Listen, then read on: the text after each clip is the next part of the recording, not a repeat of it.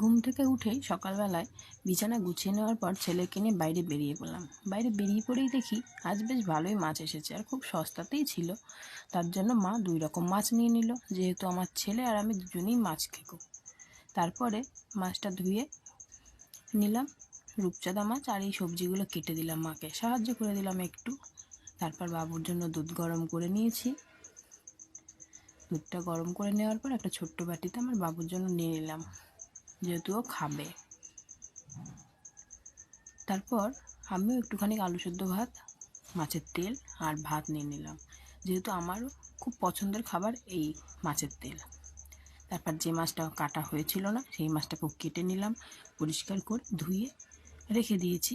তারপরে যে রূপচাঁদা মাছের বাকিটা ছিল সেটাও আমি এক জায়গায় করে ফ্রিজে রেখে দিয়েছি, যেহেতু 2 রকম মাছ আর এতগুলো মাছ একসঙ্গে খাওয়া তো সম্ভব নয়, তার জন্য। তারপর আমি একটু আজকে তাড়াতেই ছিলাম, যেহেতু আমার বাবুর 1.5 বছরের ইঞ্জেকশন, কিন্তু শেষ পর্যন্ত আমি আর যাইনি, আমার বাবা আর মা দুজনেই আমার ছেলেকে নিয়ে কমপ্লিট করিয়ে এসেছে ইঞ্জেকশনটা।